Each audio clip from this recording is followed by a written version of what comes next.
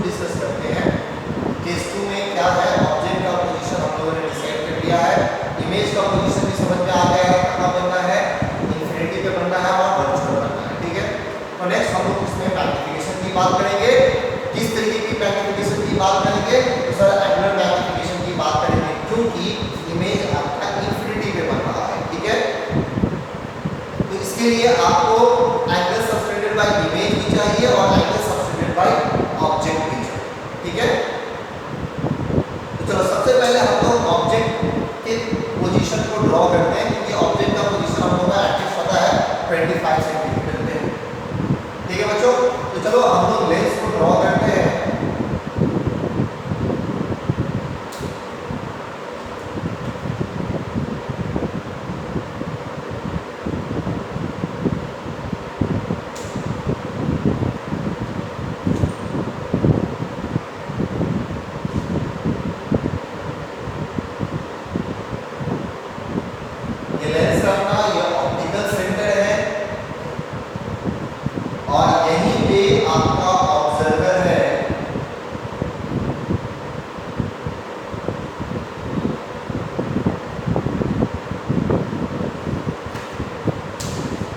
और ऑब्जेक्ट आपका ये रखा है इस तरीके से, ये ऑब्जेक्ट है ये भी, जो ऑब्जर्वर से या लेंस से कितने सेंटीमीटर के डिस्टेंस पे है, तो -25 सेंटीमीटर के डिस्टेंस पे है। या आप सीधा देखो d = 25 सेंटीमीटर माइनस, जब हम लोग साइन कन्वेंशन यूज करेंगे तब लगाएंगे, तो ये 25 सेंटीमीटर के डिस्टेंस पे है सर, ठीक है। अब देखो ये जो ऑब्जेक्ट है ये ऑब्जर्वर से क्या एंगल बना रहा है वो चेक करना पड़ेगा हम लोगों को। यहां से हम लोग एक ऐसा लाइन ड्रॉ करेंगे, ठीक है।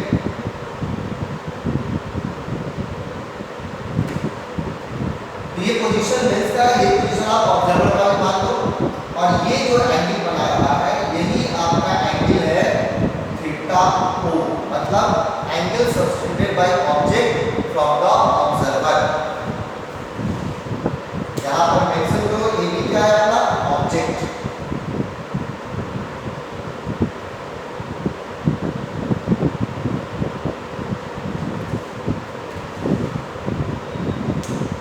तो हम लोग यहाँ पे थीटा को क्या कर सकते हैं, एंगल सबटेंडेड बाय ऑब्जेक्ट,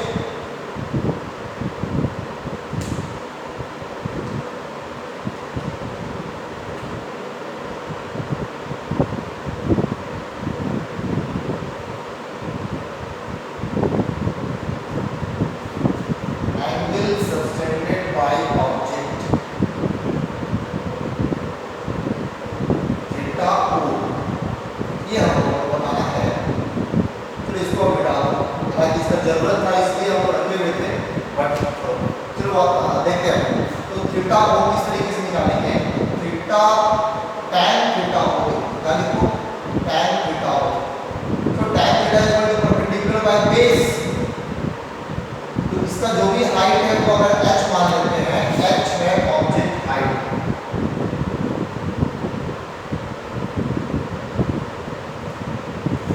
तो tan थीटा ओ को हम लोग लिख सकते हैं h/d, h/d,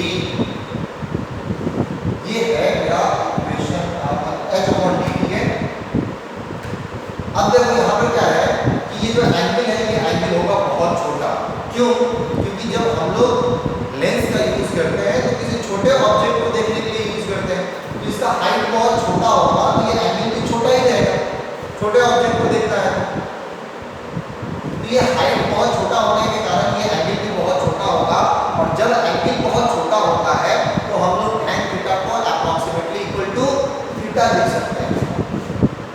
So this is approximately equal to theta, and हम लोग लिख सकते हैं theta O is approximately equal to h/d। यहाँ पर लिखोगे since theta O is very small,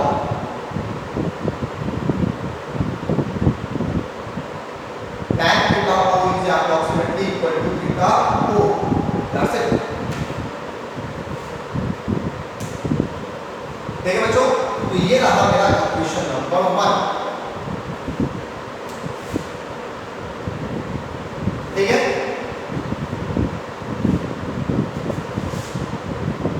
थोड़ा सा स्पेस चाहिए हम लोगों को,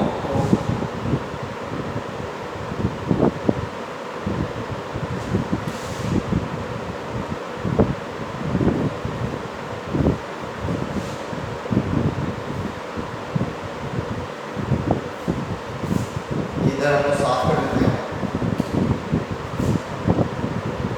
तो एंगल सबटेंडेड बाय ऑब्जेक्ट को मालूम पड़ गया सर। अब नेक्स्ट हम क्या करना है हम लोगों को, एंगल सबटेंडेड बाय इमेज पता है। ठीक है,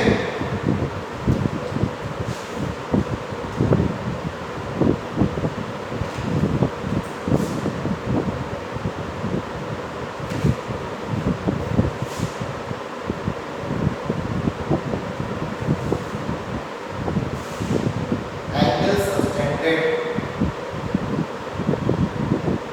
बाय इमेज।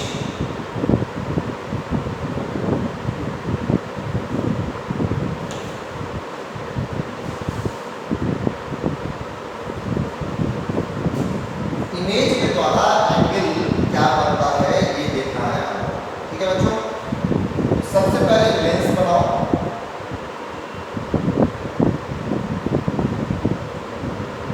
ठीक है, ये प्रिंसिपल एक्सिस, ऑप्टिकल सेंटर। ठीक है बच्चों, ध्यान से देखना होगा इसमें, ये तुम्हारा ऑब्जेक्ट था AB, कहां पे था, फोकस के जस्ट अंदर।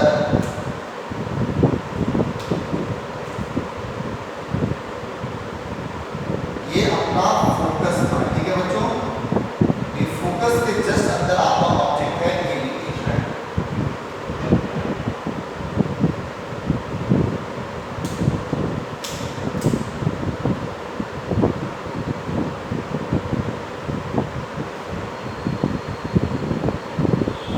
अब एंगल जो हमें पता करना है वो इमेज के द्वारा पता करना है, बट इमेज कहाँ बनता है, इंफिनिटी पे।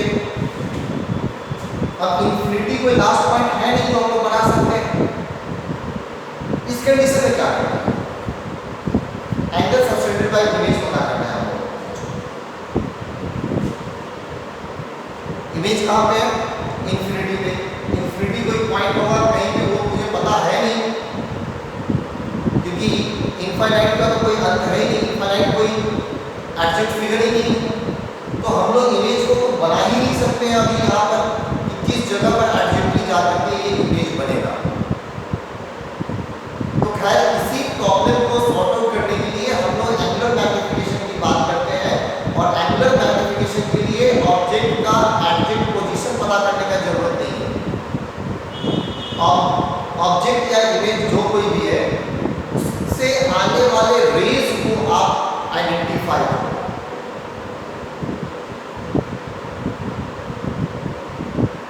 तो यहां पर इमेज का एंगल पता करना है हमें, लेंस से या ऑब्जर्वर से बात एक ही रहेगा। तो ये क्या एंगल बनाएगा इमेज इस बार लेंस से, वो पता करने के लिए आपको रे चाहिए जो इमेज के टॉप पॉइंट से आ रहा हो और बॉटम पॉइंट से आ रहा हो। जैसे मान लो कि अगर कहीं पे इस जगह मेरा इमेज बन गया है, ठीक है, ये मेरा इमेज बन गया कहीं पे, ये A डैश और ये B डैश। तो ये क्या एंगल बनाएगा ये पता करने के लिए आपको इसके टॉप पॉइंट और बॉटम पॉइंट से रे मालूम होना चाहिए, तभी आप ये एंगल पता कर सकते हो क्या, थीटा आई। तो इसका एंगल पोजीशन पता हो या नहीं पता हो फर्क नहीं पड़ता है, मुझे बस सर ये आप रे देखो।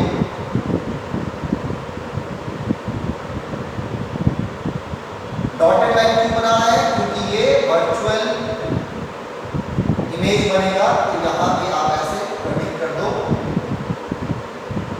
तो एक ये पता होना चाहिए, दूसरा ये पता होना चाहिए। तो ये तो चलो ठीक है, प्रिंसिपल एक्सिस पे ही है, कोई दिक्कत नहीं। दूसरा ये रे मालूम होना चाहिए, ठीक है बच्चों। तो चलो देखते हैं ये रे कैसे मालूम होगा। तो अभी थोड़ी देर पहले मैंने ऑब्जेक्ट बनाया था, फिर से ऑब्जेक्ट को बनाना पड़ेगा। ये आपका ऑब्जेक्ट है,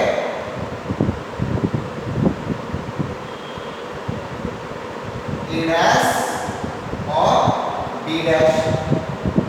इमेज फॉर्मेशन का रूल आपको पता है, एटलीस्ट दो रे को आपको लेकर के जाना होता है एक पॉइंट से, और उसे आगे की तरफ एक्सटेंड करो या पीछे की तरफ एक्सटेंड करो, जहां पे जाकर के मिलेगा वहां पे इमेज बनेगा। तो यहां से एक रे आप लेकर के जा सकते हो ऑप्टिकल सेंटर से ही, क्योंकि सिंपली यहां से चला गया, कोई दिक्कत नहीं है। और दूसरा आप चाहो तो आप पैरेलल टू प्रिंसिपल एक्सिस ले जाओ,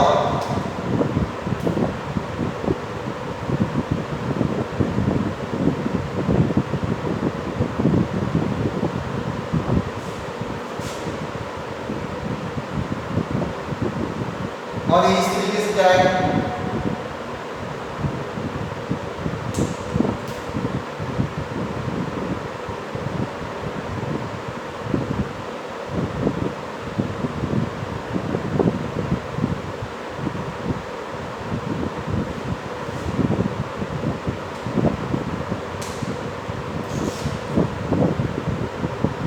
ये हमारा डेटा है। अब देखो ये दोनों थोड़ा सा डाइवर्स करेगा, ऑलमोस्ट पैरेलल होगा लेकिन थोड़ा सा डाइवर्स करेगा, जिस कारण से हम लोग बोलेंगे कि ये थोड़ा सा पीछे की तरफ आप एक्सटेंड करोगे तो ये यहाँ पे कहीं जाकर के मिल जाएगा। तो हालांकि मुझे इसलिए का काम ही नहीं, इतना तो पता है कि ये जो इमेज बनेगा उसका एक रे तो बस इसी को आपको पीछे लेकर के जाना है।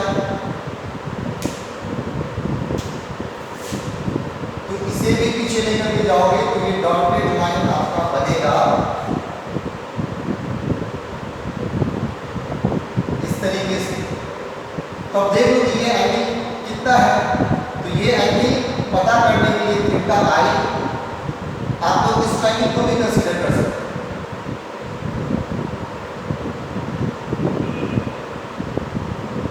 Consider the triangle, A dash नहीं, ये ए बी है, A B O, consider the triangle A B O. अब ट्रायंगल ए बी ओ में आपको पता करना है tan theta I, that is perpendicular by base. tan theta I equal to perpendicular by base, perpendicular जो है A B उसका height कितना है h, और बेस कितना है, ऑप्टिकल सेंटर से इस ऑब्जेक्ट का दूरी ऑलमोस्ट कितना है, फोकस के बराबर, तो आप रखोगे f। ठीक है बच्चों। तो यहाँ पर ये f जो है वो आपको माइनस में लेना चाहिए साइन कन्वेंशन के अकॉर्डिंग, और यहाँ पर ये d है ये भी आपको माइनस में लेना चाहिए अकॉर्डिंग टू साइन कन्वेंशन। ये d भी माइनस में, ये d भी माइनस में, और यहाँ पे f आपका माइनस में अकॉर्डिंग टू साइन कन्वेंशन। तो यहाँ से लेकर के यहाँ तक का जो डिस्टेंस है वो आपका f है। तो इस तरीके से आप लिखोगे theta I is approximately equal to h upon minus f। देखो यहाँ पे since theta I is very small,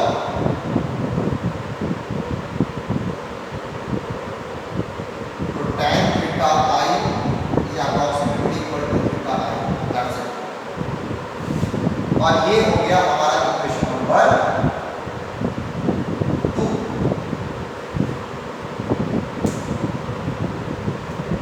तो हम लोगों ने एंगल सब्सटेंडेड बाय इमेज भी पता कर लिया, एंगल सब्सटेंडेड बाय ऑब्जेक्ट भी पता कर लिया। अब हम लोग आसानी से एंगुलर मैग्निफिकेशन निकाल सकते हैं। तो चलो निकालते हैं angular magnification.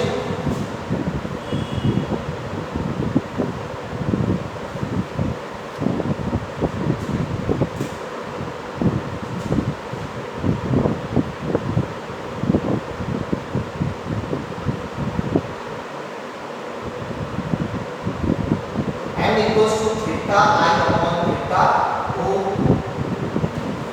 Theta I equation number 2 में है, थीटा ओ इक्वेशन नंबर 1 में है। यूजिंग इक्वेशन नंबर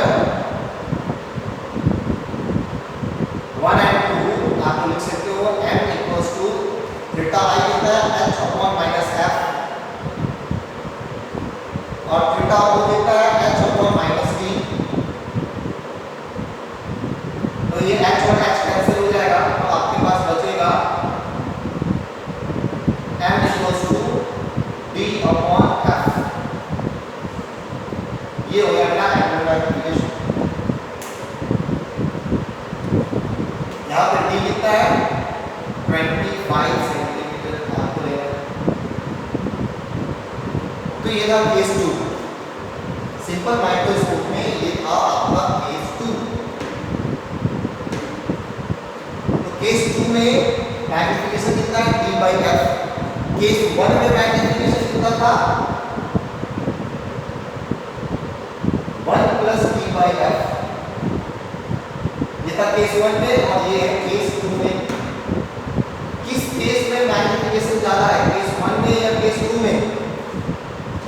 तो आप आसानी से देख के बता सकते हो केस 1 में 1 प्लस d बाई f है और केस 2 में सिंपली d बाई f है। तो इसका मतलब है कि केस 1 में मैग्निफिकेशन ज्यादा है और केस 2 वाले केस में आपको मैग्निफिकेशन कम मिलेगा। लेकिन केस 2 में फायदा क्या है कि ऑब्जेक्ट आपसे 25 सेंटीमीटर के डिस्टेंस पे है, इसलिए हमारी आंखों पे बहुत ज्यादा स्ट्रेस नहीं पड़ने वाला है, तो वो देखने में आसान रहेगा हमारे लिए। लेकिन केस 1 में मैग्निफिकेशन आपको ज्यादा मिलेगा बट वो 25 सेंटीमीटर से अंदर हो सकता है आपका ऑब्जेक्ट, जिस कारण से कि हमारे आंखों पे स्ट्रेस ज्यादा पड़ने वाला है। तो दोनों केस का अलग अलग एडवांटेज है। फर्स्ट केस का एडवांटेज है कि मैग्निफिकेशन ज्यादा है बट आईज पे स्ट्रेस ज्यादा पड़ेगा। सेकंड केस का डिसएडवांटेज है कि मैग्निफिकेशन कम पड़ेगा बट आईज पे स्ट्रेस भी आपको कम पड़ेगा। दोनों ही केस का एडवांटेज और डिसएडवांटेज है, तो ये आपको समझ में आना चाहिए। फर्स्ट केस में हम लोग सिंपल मैग्निफिकेशन निकाले हैं और सेकंड केस में एंगुलर मैग्निफिकेशन निकाले हैं। तो ये था बच्चों सिंपल माइक्रोस्कोप, जिसमें हम लोगों ने दो केसेस डिस्कस किए हैं। फर्स्ट केस में कंडीशन ये था कि इमेज आपका 25 सेंटीमीटर पे बन रहा है ऑब्जर्वर से, और सेकंड केस में कंडीशन ये है कि ऑब्जेक्ट आपका ऑब्जर्वर से 25 सेंटीमीटर के डिस्टेंस पे है और इमेज आपका इंफिनिटी पे बन रहा है। ठीक है, तो ये था फर्स्ट और सेकंड केस सिंपल माइक्रोस्कोप में। नेक्स्ट क्लास में हम लोग डिस्कस करने वाले हैं कंपाउंड माइक्रोस्कोप। तो आज के लिए इतना ही।